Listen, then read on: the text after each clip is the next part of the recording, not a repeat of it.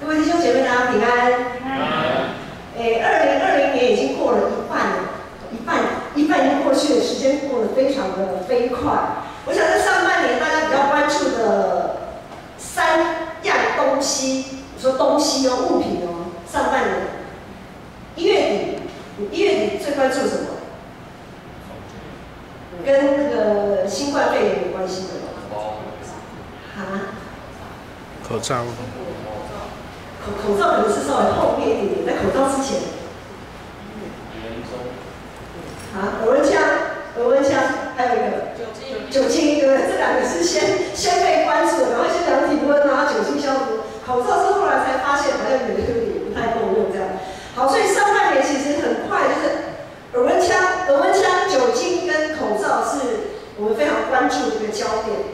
那台湾在防疫上其实非常的成功啊，但是这个成功呢，也要归咎于无论是在政府方面的政策有很确实的去这样子很快的反应，当然还有我们身为公民，我们要为自己感到骄傲。我们每一个公民呢也很配合政策，对不对？该居家防疫的就居家防疫，不能乱跑的就大部分都没有在乱跑啦。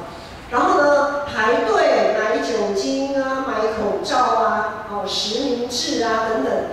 还有个人的卫生啊、洗手7步骤啊，然后社交距离等等，其实就是上有政策，但是下呢，不是说上有政策下有对策啊，就是上面的政策下来，下面的人就很乐意的去配合，然后双方这样的沟通，取得彼此的信任，这样子呢，就是才可以让我们打暂时的胜仗。怎么讲暂时性的胜仗呢？因为现在虽然台湾防疫很 OK。但是国外还是非常的不安啊，国外的疫情还是非常的混乱。那在这样子的过程当中，其实我们的经济生活遭受很大的影响，所以我们开始有慢慢好像要国境要慢慢的开放。好，在国境慢慢的开放的同时，就有些人开始不安了，信心好像又开始受到动摇。本来防疫很 OK 的，现在好像信心又开始受到动摇。疫情蠢蠢欲动，有些人就开始对于一些政府的政策开始有一些拉力，到底是要防疫，还是要就是你防疫做到很到位，我们在经济民生的部分可能就会要有一些损失。那到底谁孰重孰轻？这就变得非常的一个很大的一个挑战啊。好，不管政府的政策如何，不管别人是怎么想，猜测或我们讲说揣测这个政策的背后到底有什么意涵？是政治角力的意涵，还是真的是为谁好的这样的意涵？很多时候揣测在我们的教会里面，在我们的生活周遭，对我们基督徒来讲是一个信仰的双面刃。怎么讲呢？就是我们有圣灵保惠师，他会让我们知道，当我们在揣测的时候是出于善意还是恶意。如果我们不是用敬虔的态度去揣测，我们可能会落入一个情况，就是我们会跟这个群体疏离，我们也会跟上帝的心意疏离。但如果我们是用敬虔的态度去揣测，它会帮助我们更了解上帝的心意。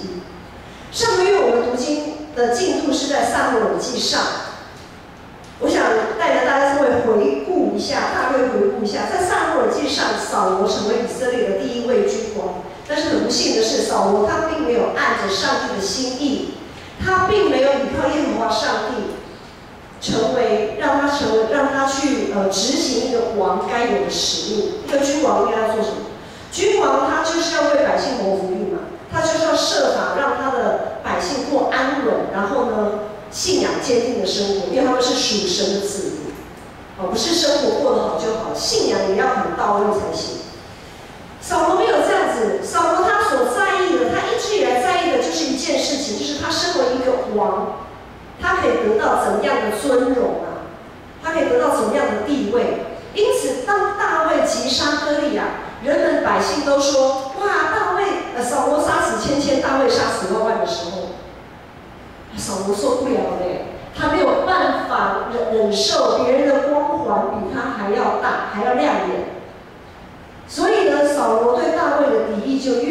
越深，甚至到最后要取他的性命。于是我们看到，在撒母耳记上，在上个月我们在读这个圣经的时候，后半段撒母耳记上的后半段记载了扫罗他不断的追杀大卫，而被迫逃亡的大卫却是3番2次饶过扫罗一命。即使扫罗是这么的不讲理，扫罗真的很不讲理，对不对？觉得这大卫这么好，这么优秀的一个人才，他揽在自己的麾下，一定会成为他的大将军嘛，会成为他很大的帮助嘛。你跟他计较什么呢？那么嫉妒心那么强。扫罗不这样想，扫罗蛮不讲理，一直追杀大卫，大卫对他这么忠心，那么死忠。即便是扫罗这样子对待大卫，大卫也不敢对扫罗无礼啊。大卫不敢对扫罗造次。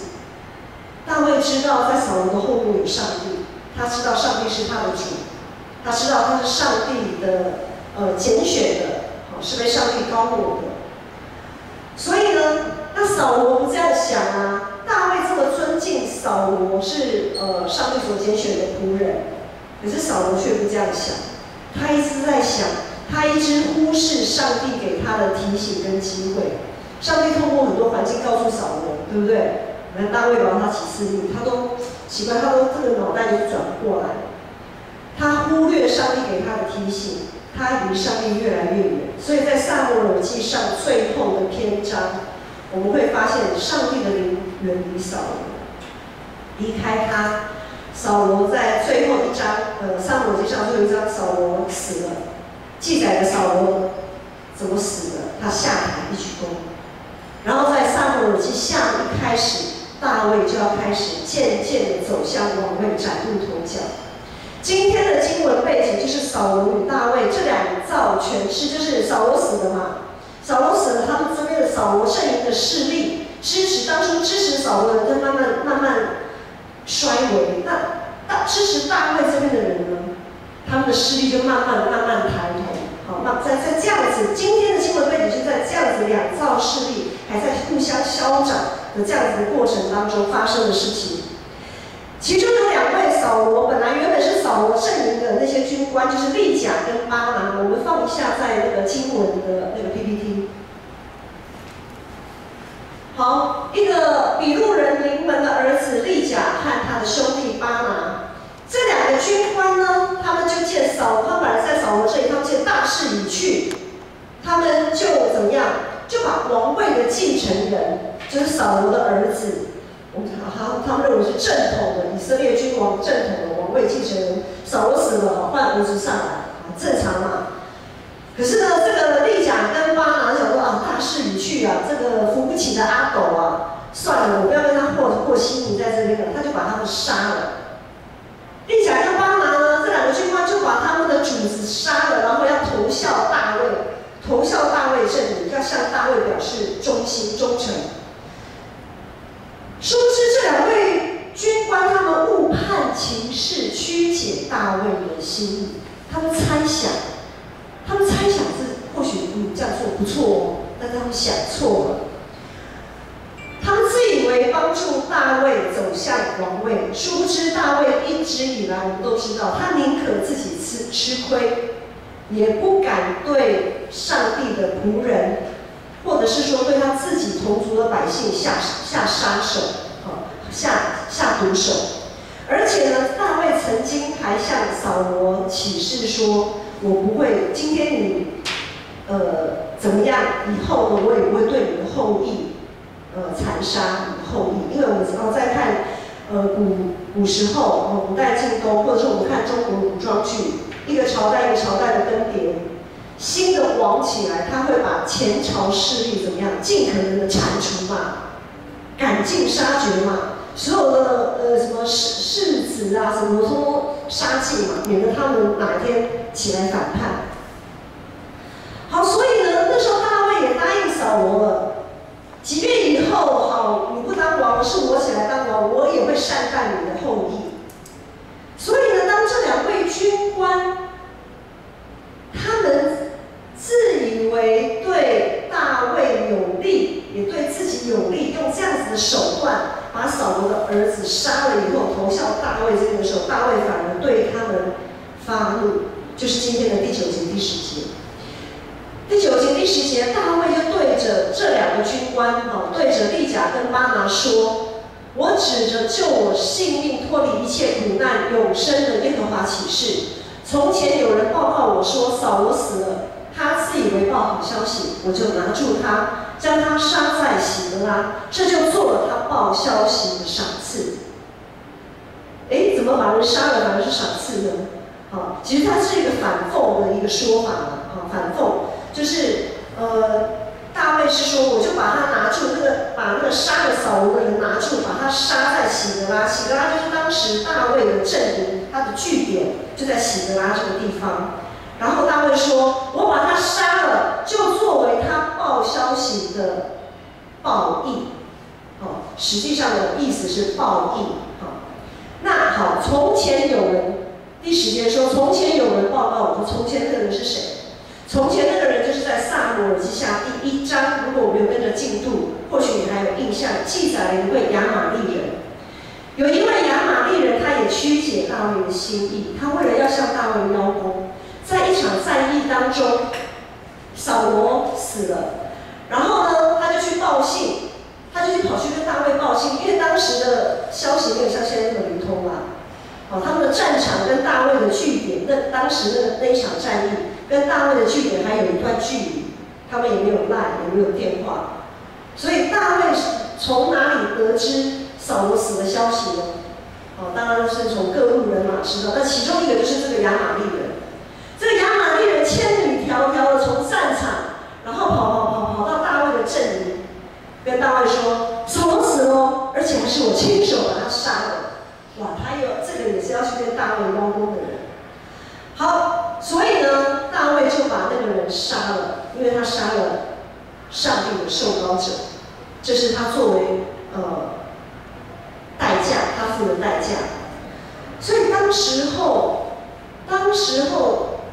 大卫对这2位军官一开始说：“我指着救我性命、脱离一切苦难、永生的耶和华起誓。从前有人，那个亚玛力人，他报告我说扫罗死了，而且呢，他说他把扫罗杀的。他自以为报好消息，我就拿住他，把他杀在喜得拉，这就做了他报消息的赏赐。更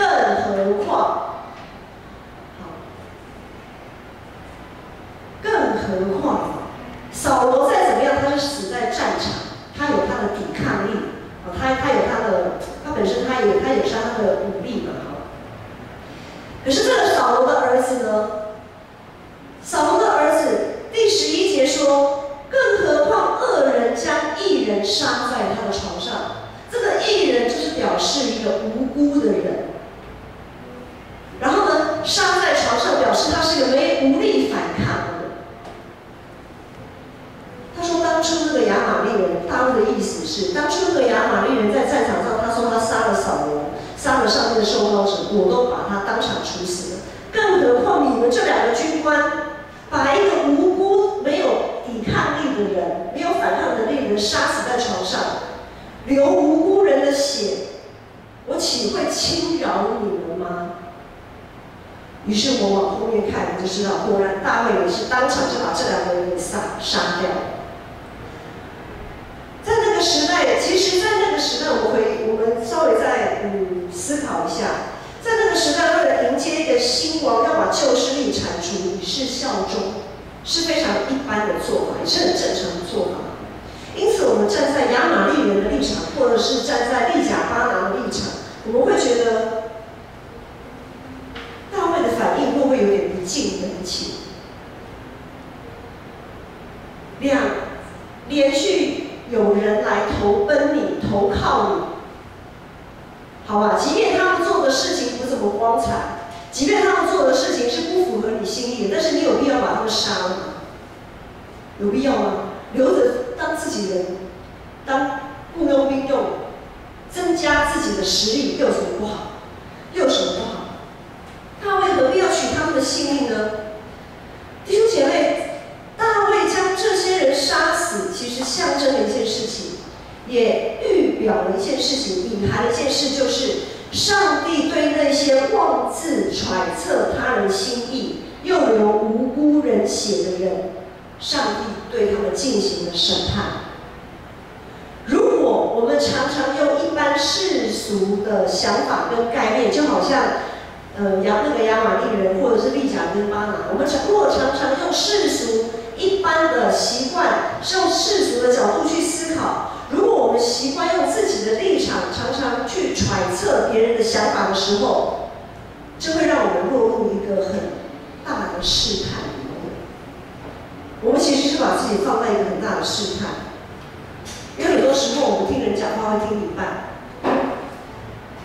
有的时候我们看一些报道也是看一半，断章取义，然后呢，剩下没有听到的、没有听清楚的、没有看清楚的，就是我们用自己的想象开始猜测，用我们的经验、用我们的背景开始去揣测，然后呢，结论就出来了。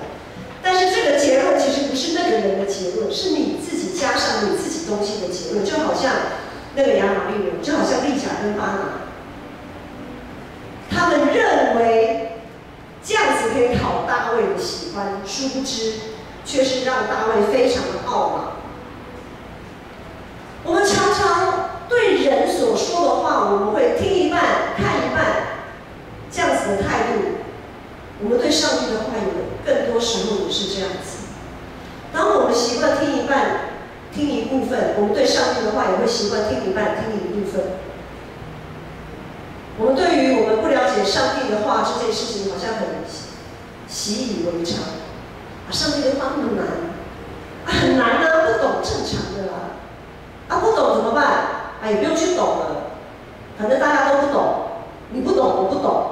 然后最后呢，我们就用自己的想法，用自己的心意去解决、去思考。搞到后来，我们的信仰也是信一半，因为我们不会用上帝的心意、用上帝的出发点去思考我们该如何行动、该如何说。到头来，我们还是满足自己的心意而已。我们只会按自己的想法去做。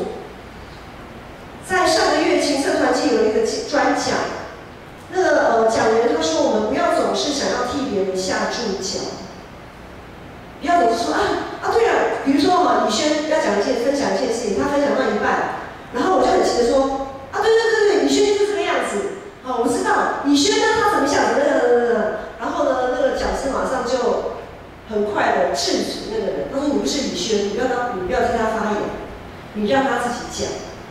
你让他自己分享他心里的那个真正的想法。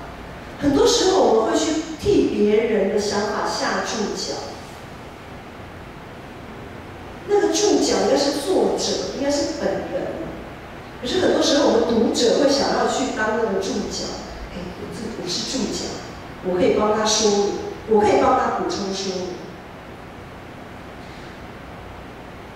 那些错误解读大卫心意的人就是这个样子，他们自以为替大卫铲除异己，自以为是替大卫好，其实说穿了还是不是就是要凸显自己做了多了不起的事，凸显别人做不到，但是我做到了，别人看不到的机会，我有把握住这个机会。表面上看起来都是在替对方着想，但是实际上都是为自己。当我们在揣测别人心意的时候，可能就会误杀了无辜的人。因为当我们在更仔细的去读圣经，我会发现，当那个亚玛力人或者是利甲巴拿杀了扫罗或杀了扫罗的儿子，他们这样子的举动带给大卫多大的难题啊！他们几乎要把大卫的政治，我们讲说，他的未来几乎要斩断了。详情请看上礼拜三查经祷告会的直播，我去看一下。好，我们常常没有给别人解释的机会，然后就自己去下判断。人跟人相处其实真的不太容易，即便是面对面当面说清楚讲明白，都不太能100%抓住对方的心意，没错吧？因为我们有不同的出身背景，我们有成长背景也不同，遭遇也不同，个性不同，身份不同，许许多多的不同。我们或许当我们很专注的倾听别人的时候，或许我们可以稍微同理，但是我们还是免不了会用自己的私心去判断、去揣测，甚至于去埋怨。说那个人就这样跟他讲半天了，沟通半天了，他就是不听啊！不听，你看结果就是这个样子啊！好，很多时候我们还是容易会在口舌上犯罪，置人于死。好像只有我的方法才是对的，我的想法才是正确的，那别人都没有脑袋吗？在那个过程当中，其实很多时候我们会犯了这样子的错误。在我们在表达意见的背后，在我们行动的背后，隐隐约约好像是要来证明自己的看法才是最正确的。我们对于自己的存在感，我们总是不遗余力的去营造、去努力来证明我们的存在是有价值的。扫罗就是这样，他没有办法被忽视、被忽略。当大卫面对扫罗的追杀，当大卫面对那些杀害扫罗要来邀功的人，大卫心里所想的始终不是自己，他想的都是上帝。特别在那样复杂的政治角力的环境当中，那种敌暗我明、冤冤相报何时了的这样的情境中，他知道上帝是他唯一的保障。我们一起来看第4章的第9节。第4章第9节，大卫对利甲跟巴拿说的这句话非常的重要。大卫说：“我指着救我性命、脱离一切苦难、永生的上帝起誓。”大卫在面对这么大的一个很困窘的这样的一个情况，他知道唯有上帝才能救他性命。不是扫罗死了，也不是扫罗的儿子死了，而是上帝才能救他。怎么说呢？上帝的拯救是完全的，不是只是为了身体免于灾祸。我们看扫罗的例子就好了。扫罗他四处追杀大卫，他杀死他的敌人，不是你死就是我活嘛。好，我杀死我的敌人。扫罗，但是扫罗的心呢？他一直追杀大卫，要巩固他的王位，感觉上表面上他好像是成功了，他好像是占上风的那一个，可是他的心，上帝的灵远离他了，他都不知道。他已经离开上帝了，他已经做了，他的灵魂已经被灭在地狱里了，他都不知道。扫罗汲汲营营的要铲除，用自己的力量铲除那些不好的势力。好，表面上他得胜，但是他的心里死亡了。大卫呢？大卫倚靠上帝，虽然他好像感觉上处处居于下风，但是他也没有死啊。上帝一而再、再而三的在保守他。最重要的是他的灵魂怎么样？他没有离开上帝，他还是紧紧的跟随上帝。大卫屡次原谅扫罗，大卫用他的性命作为代价，告诉我们极为重要的一件事情，就是我们无法控制环境对我们的敌意，我们无法控制别人要说什么做什么，但是我们总能保守我们自己的心。我们总能保守自己的心，让我们自己可以在上帝面前有所交代。让我们的灵魂不会被灭到地狱里面去。当耶稣基督道成肉身，展开他一连串的传道事工，各路人马对他的解读，对他的行动背后，对他说话的背后的解读，对他就是大家在猜想他的动机到底是什么，目的又是什么，每个人都有不同的想象跟揣测。即使是耶稣，他有做过解释，但是也同样没办法控制，他没有办法控制众人对他的那些想象跟敌意。但是他不会因为这样子就把自己的使命摆在一边，他也不会因为这样子就失望，然后就想说啊，算了，我不要再继续往前走了。他不会因为这样就灰心。耶稣总是愿意一再给人机会。耶稣的眼目始终放在上帝的身上。耶稣他所要凸显的就是上帝的荣耀。弟兄姐妹，我们要用基督的心为心来对待我们的长执同工。我们不要随意的去揣测长执同工他们的作为，我们不要随口批评论断，然后好像要把他杀死一样。教会有教会的体制，不是牧师说了算，也不是长执某一位长执说了算。我们所有进行的事工，都在会员和会，也在我们前一年度的一些会议许多的会议当中来完成、来通过，然后来进行。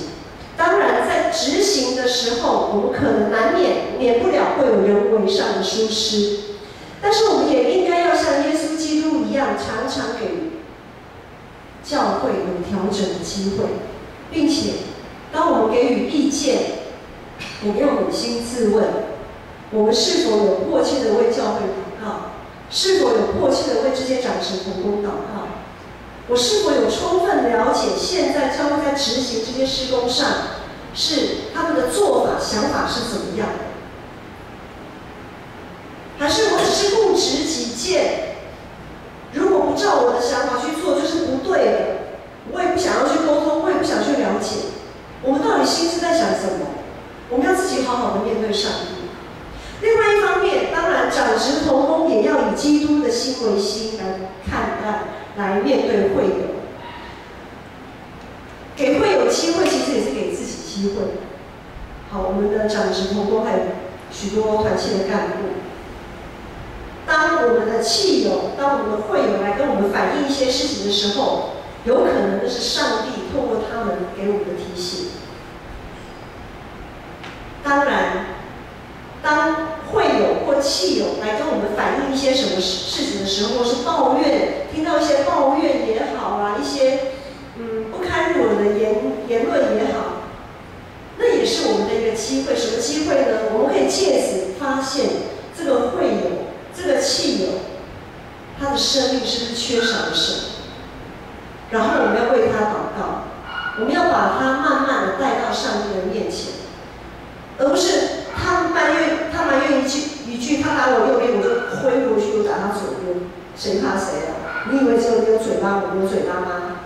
好，请长执同工也要以基督的心为心来面对我们的会友，因为会友生命的富足是我们的安慰，才是我们的安慰。会有生命的缺乏，我们要知道这是我们的责任，这是我们的责任。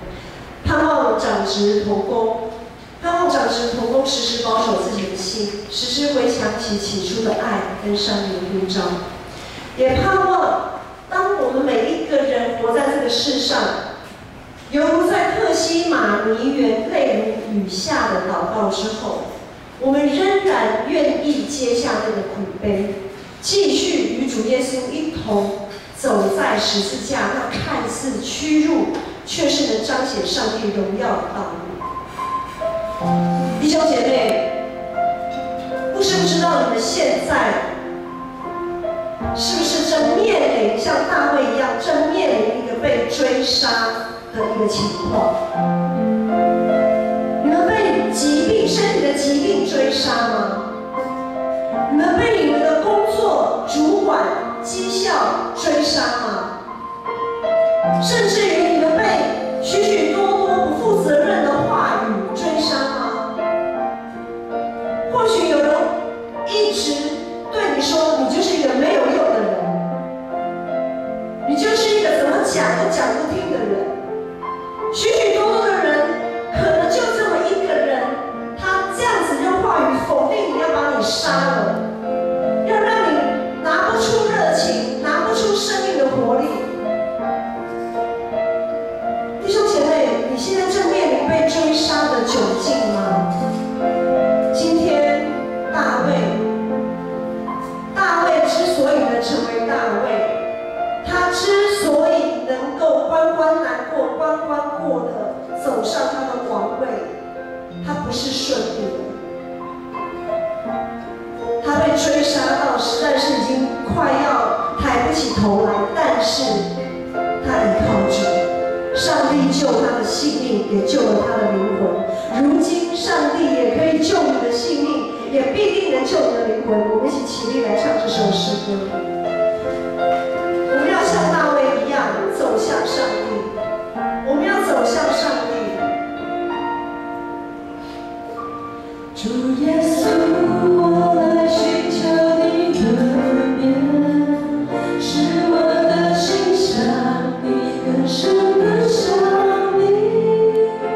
主耶稣，求你来替我伸意，亲自安慰我的心，更深亲近你。张开双手，刻骨你时刻你同在，主